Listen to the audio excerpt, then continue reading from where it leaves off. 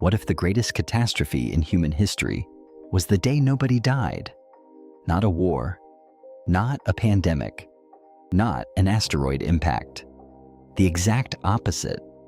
A day that would first look like a miracle. One day, people noticed something strange. Nobody died. The next day, nobody dies again. Then a week passes. Then a month. Soon, the entire world realizes something impossible. Death has disappeared. But along with death, something else disappears too. Something human civilization has always depended on. At first, nobody sees a problem. The world celebrates. News channels call it the greatest event in human history. Scientists speak of a new era. Religious leaders call it a miracle. Social media fills with stories of people who should have died but somehow survived. For the first time in history, parents stop fearing the loss of their children. For the first time, terminal diagnoses lose their power. Humanity believes it has defeated its oldest enemy, death. For a while, the future looks perfect. No more funerals, no more final goodbyes, no more tragedies tearing families apart. People begin making incredible plans. Some dream of living for 1,000 years. Some dream of seeing the distant future. Others postpone their dreams because now they believe they have unlimited time. Humanity believes it has won. But every victory has consequences. And this one arrives faster than anyone expected. Only a few months later, hospitals begin overflowing. Not because more people are getting sick, because nobody is leaving. Patients who would once have died continue occupying beds forever. Severe illnesses still exist. Organ failure still exists. Pain still exists. Suffering still exists. Only death is gone. Doctors face impossible questions. Who gets the last available bed? Who receives limited medication? Who should be treated first? For the first time, humanity realizes a disturbing truth. Living forever and living well are not the same thing. And this is only the beginning. Soon, the world notices another problem. Almost every system in civilization depends on the fact that people eventually die. Take prisons. Today, a life sentence sounds terrifying. But what does a life sentence mean when life never ends? 10 years? 100 years? 1,000 years? For the first time in history, judges face questions with no fair answers. Can a person truly be imprisoned forever? Without death? Without release? Without an ending?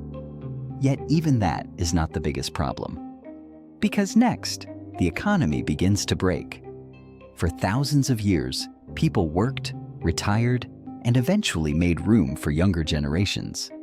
Now, that cycle disappears. Imagine being 120 years old. You want to retire. The government asks a simple question. Who will pay your pension for the next 300 years? Who will pay for billions of other immortal people? Very quickly, it becomes obvious that pension systems only worked because human life had a limit. Without death, retirement ages keep rising. 70, 80, 100. Eventually, retirement disappears entirely. People work for life. Because life now lasts forever. And that is when many begin realizing immortality is not the gift humanity imagined. But the next consequence arrives from somewhere nobody expected. Love. Today, spending 50 years together sounds romantic. But what about 500 years? Or 1,000? Could love survive that long? Could the same person remain the same person after centuries of life? Society begins realizing that marriage was designed for mortal people. The phrase, "until death do us part," loses its meaning. Because death no longer separates anyone. Relationships evolve. Marriage contracts become temporary. 10 years, 20 years, 50 years. People experience dozens of relationships across endless lifetimes. Love changes. Family changes. Human relationships themselves begin transforming. And while humanity struggles with hospitals, prisons, work, pensions, and marriage, a much larger problem emerges: population. Every minute, new people are born. Hundreds, thousands, millions, and nobody dies. At first, growth seems manageable. Then, housing prices explode. Cities expand at unprecedented rates. Forests disappear.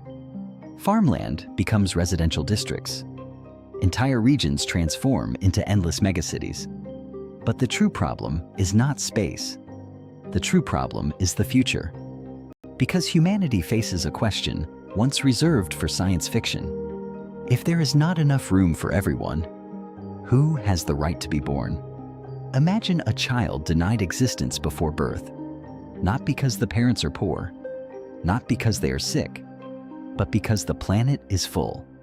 Governments begin discussing policies that once sounded unimaginable. Birth permits, population quotas, decades-long waiting lists to become parents. For the first time in history, having a child becomes a privilege rather than a right. Yet, even these measures only delay the inevitable.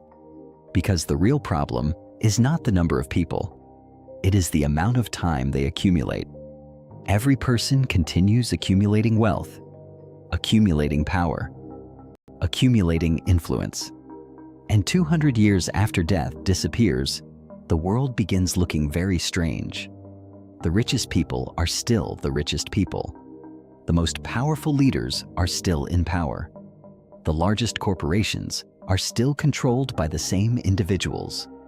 In the old world, death constantly renewed society.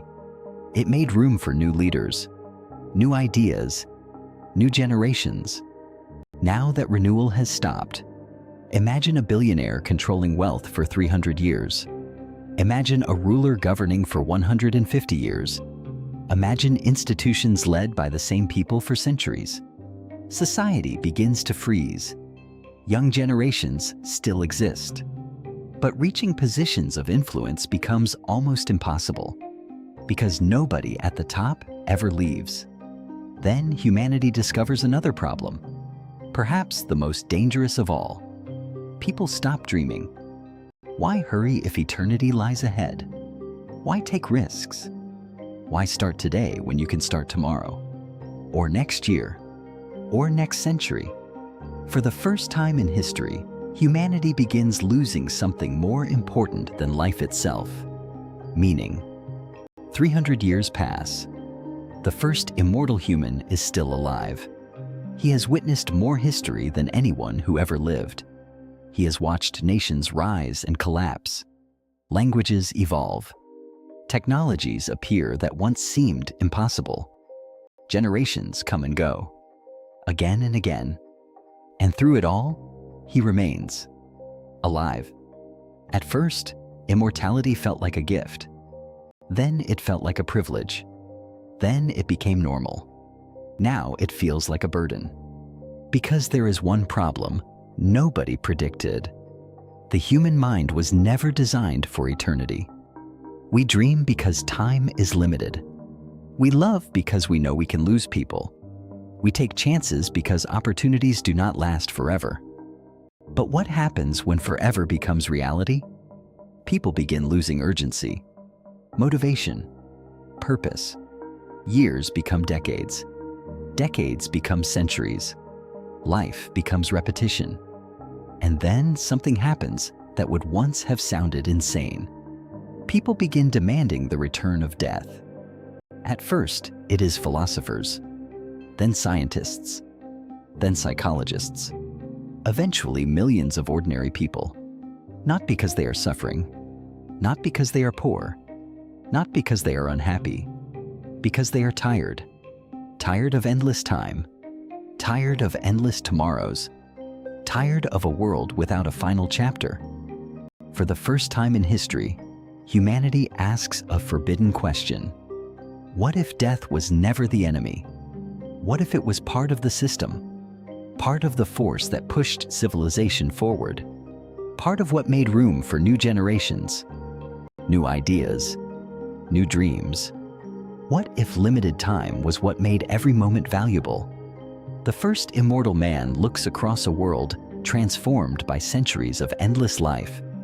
Overcrowded megacities, immortal billionaires, leaders ruling for centuries, people struggling to find meaning.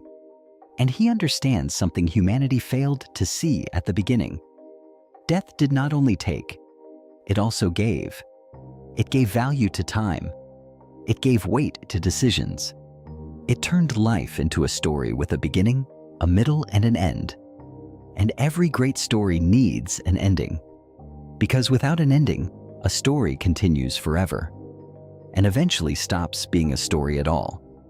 When humanity dreamed of immortality, it imagined eternal youth, endless possibilities, infinite happiness. Instead, it received endless responsibility, endless overcrowding, endless exhaustion. Perhaps the real question was never, what happens if nobody dies? The real question is this: if death disappears, will life still feel human?